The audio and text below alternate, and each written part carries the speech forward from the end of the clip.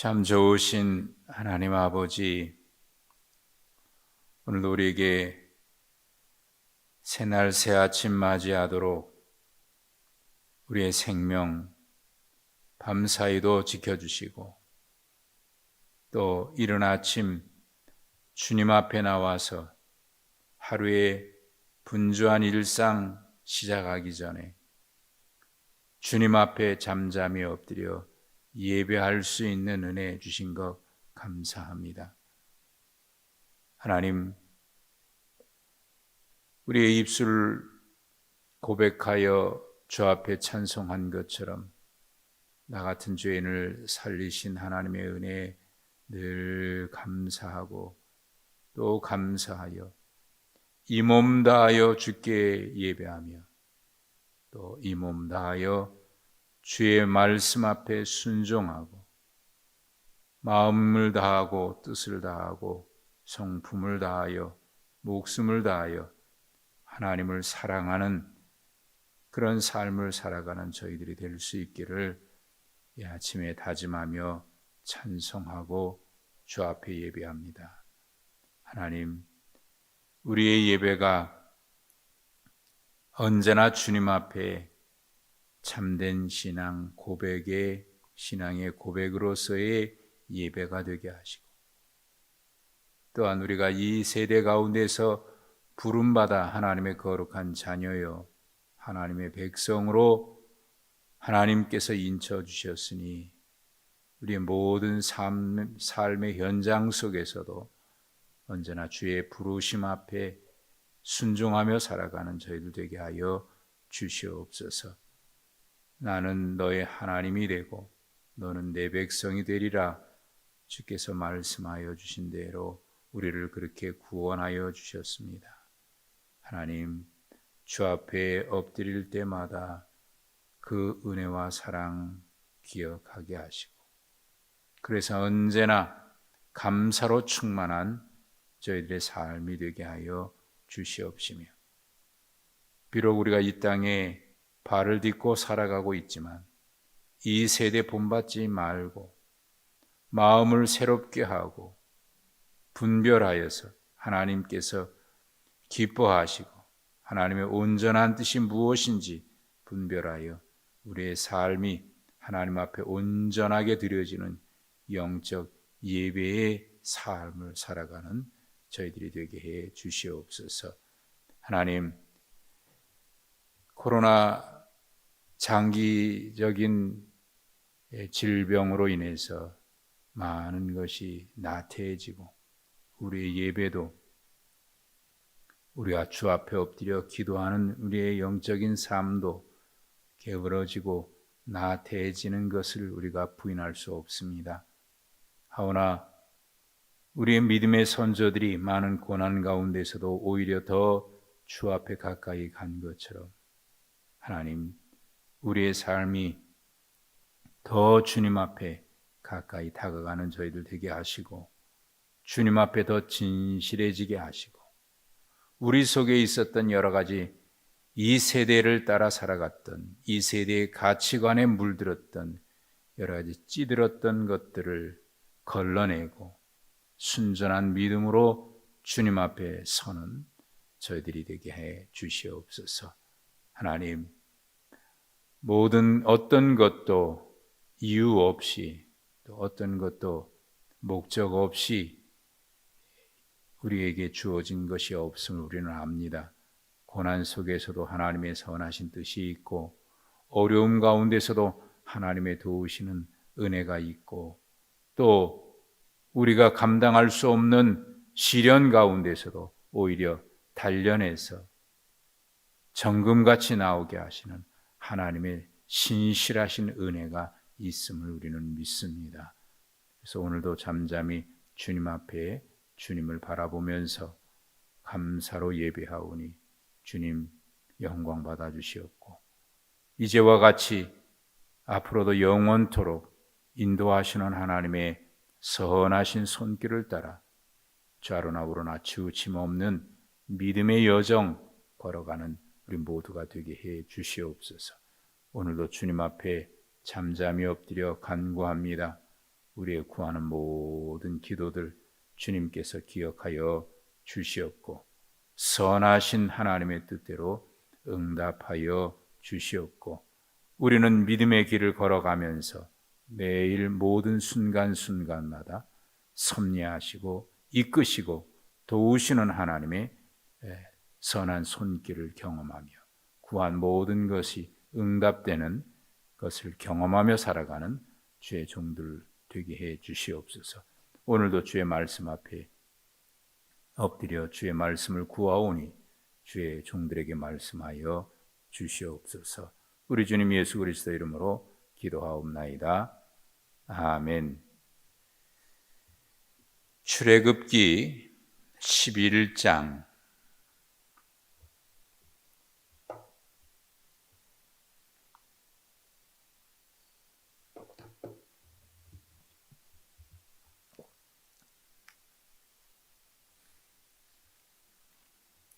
출애굽기 11장 1절부터 10절까지입니다.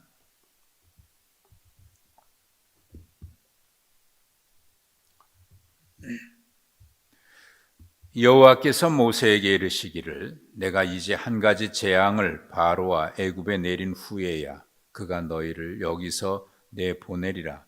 그가 너희를 내보낼 때에는 여기서 반드시 다 쫓아내리니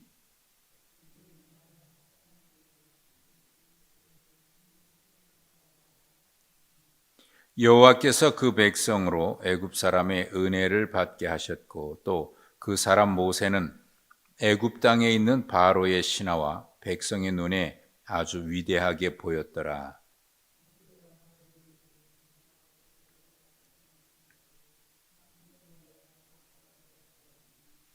애굽 땅에 있는 모든 처음 난 것은 왕이 앉아 있는 바로의 장자로부터 맷돌 위에 있는 몸종의 장자와 모든 가축의 처음 난 것까지 죽으리니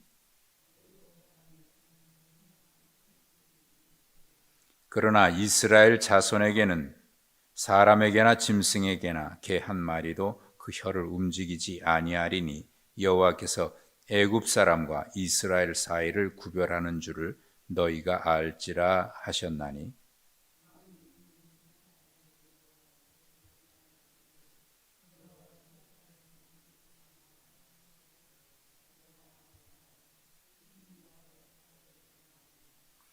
여호와께서 모세에게 이르시기를 바로가 너희의 말을 듣지 아니하리라. 그러므로 내가 애굽 땅에서 나의 기적을 더하리라 하셨고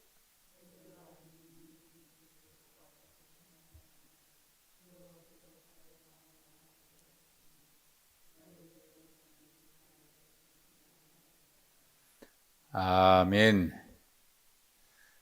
오늘도 우리는 복된 날을 허락받았습니다. 허락받은 이 날 밤사이에 촉촉히 비 내린 것처럼 은혜 속에서 살아가는 복된 하루 되시기를 축복합니다. 모세가 하나님께 사명을 받았을 때 애굽 바로 왕에게 가서 내 백성을 이끌어내라. 그 하나님의 사명을 받았을 때 그는 처음부터 가지 않으려고 했죠. 여러 가지 이유들이 있었을 거고 그에 대해서는 이제 지난 시간에 이제 같이 다들 나눴던 말씀들입니다. 그럼에도 불구하고 하나님께서 모세를 보내셨어요. 이 백성들을 건져내라. 바로가 허락지 않을 것이다. 그러나 내가 많은 이적과 내가 내 손으로 하는 모든 일들을 본 후에야 이 백성들을 내보낼 것이다. 그렇게 말씀을 하셨고 또 내보낼 때에 그들을 그냥 보내지 아니하고 그 애굽에서 많은 것을 가지고 나오게 될 것이다. 여러분 이 말씀을 받았을 때 모세는 거절했지만은 또 그 말씀을 받았을 때 이게 과연 얼마나 이루어질까? 그런 생각을 하지 않았을까? 그런 생각이 듭니다.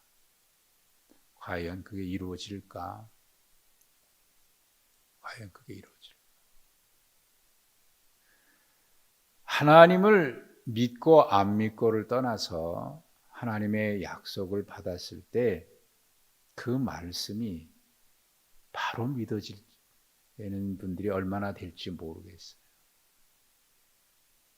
하나님을 안 믿는 것 아닌데, 그 왜 그러냐면 하나님이 주신 약속이라고 하는 것이 우리가 늘 일상 속에서 있을, 늘 경험하는 그런 일들보다는 또 다른 어떤 하나님이 행하신 놀라운 일들이 분명 약속으로 주어지는 경우가 많기 때문에 이게 과연 가능할까? 이 문제는 하나님이 하실까 못하실까가 아니라 우리가 생각할 때 그게 가능할까 불가능할까, 우리의 그 생각 때문에 그런 거 아니겠어요? 우리가 생각할 때 그게 가능해 보이지 않는 일들이 많거든요. 그게 어떻게 이루어지지? 모세뿐만 아니라 이스라엘 백성들은 어땠을까요? 모세가 와서 얘기한 후로 오히려 더 어려움이 생기니까 백성들이 모세와 아론을 향해서 원망하고 있었잖아요. 그 백성들도 왜 가만히 놔두면 그나마 이 정도라도 될 텐데 왜 들쑤셔가지고 바로를 들쑤셔가지고 오히려 더 고난이 심하게 만드냐 말이지. 그런 생각으로 모세에게 원망하고 불평했잖아요. 그때 하나님께서 모세에게 뭐라고 말씀하셨냐면 이제 내가 하는 일을 네가 보리라. 이제 내가 하는 일을 네가 보리라. 자, 지금까지 9번에 걸쳐서 재앙이 임했어요. 근데 바로가 쉽게 변하지 않거든. 갈수록 더 완악해지고 그 완악함이 쉽게 꺾이질 않습니다. 그것을 보면서 백성들은 무슨 생각을 했을까? 과연 하나님의 뜻이 이루어질까? 모세는 또 무슨 생각했을까요? 그럼에도 불구하고 하나님께서 오늘 1절에 하시는 말씀을 보십시오. 내가 이제 한 가지 재앙을 바로와 애굽 땅에 내린 후에야 너희를 여기서 내보내리라. 그가 너희를 내보낼 때는 여기서 반드시 다 쫓아내리라. 여기서 내보낸다라는 말을 3번씩이나 말씀하셔요. 짧은 문장 안에 그가 너희를 여기서 내보내리라. 그가 너희를 내보낼 때에는 여기서 반드시 다 쫓아내리라. 강조하듯이 3번이나 내보낸다. 내가 이제 한 가지 재앙을 내린 후에야. 여기 재앙은 지금까지 9가지 재앙이 있었습니다만은 여기 사용되는 이 재앙, 네가라고 하는 히브리어는 처음 등장하는 단어예요. 지금까지 있었던 그런 일이 아니라고 말입니다. 하나님께서 직접 3장에서 하나님이 모세에게 말씀하실 때 내가 많은 이적과 내 손으로 하는 모든 일을 본 후에야 그들을 내보내리라. 하나님이 직접, 물론 지금까지 행하신 것도 다 하나님이 행하신 일이지만은 하나님이 직접 그대로 그 말씀 그대로 4절에 모세가 바로에게 가서 얘기하죠. 밤중에 내가 애굽 가운데로 들어가리니, 밤중에 내가 애굽 가운데로 들어가리니 하나님이 직접 개입하시는,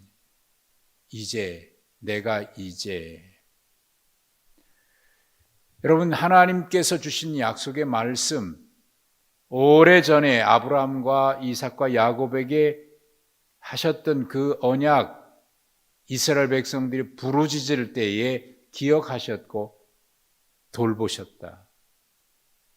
하나님이 모세를 부르실 때 하셨던 말씀이죠. 그 언약 그대로 이제 그동안 안 이루어졌잖아요. 근데 내가 이제 여러분, 하나님의 일이 이루어질 때는요, 그동안 아무 일도 없었던 것 같아도 하나님의 일이 시작될 때는 한순간에 이루어집니다. 그러고 보면 그동안 아무 일이 없었던 것이 아닙니다. 하나님의 때가 점점 차오르고 있었던 겁니다. 여러 가지 이유가 있을 거예요. 한 번에 왜 안 하셨을까? 사실 바로를 꺾지 못하셔서 그러신 게 아니죠. 하나님이 그 일을 행하실 수 없어서 그러신 게 아니죠. 이스라엘 백성들이 430년 동안 애굽에서 노예 생활을 했는데 거기서 어떤 생활을 했을까요? 과연 그들이 그곳에서 제대로 된 예배를 드리며 살았을까요? 믿음을 따라 살기는 살았을까요? 그들이 애굽에서 본 문화는 과연 어떤 문화였을까요? 보이는 것은 다 우상이요. 또 애굽에서 진행되는 모든 것은 다 우상 앞에 제사하는 행위들이요. 그 문화 속에 자녀들을 키우고 그 문화 속에서 살기 위해서 몸부림치고 그렇게 사면서 과연 그들 속에 여호와 하나님을 생각하는 것이 얼마나 있었을까? 우리는 그 가운데서도 그들은 믿음을 지켰을 것이라 이렇게 단순하게 생각하는지 모르겠습니다만은 여러분, 과연 그랬을까요? 사실 내가 여호와인 것을 알게 하리라 라고 하는 말씀이 이 10가지 재앙에서 계속해서 가장 중요한 목적은 그겁니다. 내가 여호와인 것을 알게 되리라. 누가요? 바로가요? 예, 그도 역시 마찬가지입니다. 그러나 가장 중요한 것은 내 백성 삼으신 그들에게 하나님은 당신을 나타내기를 원하셨어요. 그리고 그들이 알기를 원하셨어요. 그래서 내가 행한 것을 알게 된 후에 그들이 보내게 될 겁니다. 나갈 때 보십시오. 2절, 3절에 보면 이 놀라운 말씀이 있잖아요. 백성에게 말합니다. 사람들에게 각기 이웃들에게 은근 패물을 구하게 하라. 은근 패물을 처음에도 말씀하셨어요. 나갈 때 빈손으로 나가지 아니하고 모든 것을 준비해서 얻어서 나갈 것이다. 이건 빼앗아 가는 게 아니고 그동안 얼마나 430년 동안 노예 생활하면서 그들이 고생했겠어요. 그것에 대한 어쩌면 정당한 보상이라고 할 수 있겠죠. 한순간에 그게 되겠습니까마는 어쨌든 하나님은 채워주셔요. 그리고 3절에 보면 여호와께서 그 백성으로 애굽 사람에게 은혜를 받게 하셨고 또 모세는 애굽 땅에 있는 바로의 신하와 백성의 눈에 위대하게 보였다. 위대하게 보였다. 하나님의 하나님됨이 드러나는 순간이죠. 모세가 다시는 나를 보지 말라. 보면 죽는다. 그러니까 모세도 내가 다시는 당신의 얼굴을 보지 않겠다 그랬습니다. 그러나 하나님은 한 번 더 보내십니다. 마지막 최후 통첩입니다. 보내라. 내가 애굽 가운데로 들어가리. 처음 난 것은 모든 것은 다 죽으리라. 예. 바로의 장자도 예외가 아니죠. 전무후무한 큰 부르짖음이 애굽 땅에 있다. 이제까지 있었던 재앙하고는 비교되지 않는 재앙. 그래서 1절에 한 가지 재앙은 지금까지 사용하지 않았던 다른 단어인 그런 재앙이라고 하는 단어를 썼어요. 전혀 다른 겁니다. 하나님이 그 밤중에 들어가십니다. 밤중에 들어가시는 데는 뒤에 나옵니다마는 7절에 애굽 사람과 이스라엘 사이를 구별하래. 이 말씀은 계속해서 지금까지 파리 재앙부터 시작되는 말씀이에요. 내 백성과 내 백성 아닌 자를 구별하리라. 출애굽의 역사는요, 하나님의 백성을 구출해내는 거고 하나님의 백성 삼으신 그들을 건져내는 사건이고 그들로 하여금 하나님을 예배하는 백성 구별하는 것이고 이 모든 것은 사실 구별이에요. 구별. 마지막 때도 구별입니다. 양과 염소 구별을 마태복음 25장에 양은 오른쪽에 염소는 왼쪽에 구별하듯이 악하고 게으른 자와 착하고 충성된 자가 구별되듯이 구별입니다. 내 백성과 내 백성 아닌 자를 구별하리. 하나님이 들어가시는 것은 바로 그것을 구별하는 것이고 하나님의 백성은 보호하시고 악한 자들은 심판하시고 하나님이 들어가시는 순간 하나님이 임재하시는 순간 하나님이 그런 일들을 이루십니다. 그 하나님은 언제나 우리의 삶 가운데 가까이 계셔서 우리의 모든 일 가운데 들어오기를 원하십니다. 요한계시록 3장 20절에 나와 있는 대로 문 밖에서 내가 두드리노니 라우디의 교회는 예수님을 문 밖에 세우던 교회예요. 자기들끼리 뭘 하고 그 그림이 그 장면을 묘사한 그런 그림이 있죠. 문 밖에 서 계신 그림. 등불을 들고 서 계셔서 두드리는 주님. 우리 마음에도 계속 끊임없이 여러분의 가정에도 끊임없이 두드러시고 계십니다. 혹시 주님이 들어오고 계십니까? 내가 들어가리니. 예, 주님 들어오지 마세요. 우리 잘 살고 있어요. 내가 하고 싶은 대로. 이방 내 마음 그리스도의 집이라고 하는 책 제가 종종 소개합니다만 주님이 방문하셨어요. 네 집을 보고 싶다. 예, 여기는 거실이고요. 여기는 화장실이고요. 여기는 주방이고요. 다 한 방이 잠겨져 있어요. 이건 뭐냐? 내가 이 방에도 들어가고 싶다. 주님 이 방엔 들어오지 마세요. 여기는 비밀 공간입니다. 제 사생활 공간입니다. 여기는 들어오지 마세요. 감추던 게 많아요. 여러분 주님 앞에 감출 수 있을 수 있어요? 그런데 우리는 자꾸 감추려고 그래요. 하나님 이건 내 사생활이에요. 여기 간섭하지 마세요. 들어오지 마세요. 주님은 들어가고 싶어 하셔요. 왜? 들어가고 싶은 이유가 뭘까요? 그곳까지 들어가셔서 새롭게 해야 새로워지는 거예요. 주님이 들어오면 이스라엘은 구원, 애굽의 그 악한 자들에게는 심판. 그리고 난 뒤에 바로가 이제는 나가라, 스스로 나가라. 그런 후에야 내가 나가리라 하고 바로에게서 나오죠. 하나님 마지막 경고예요.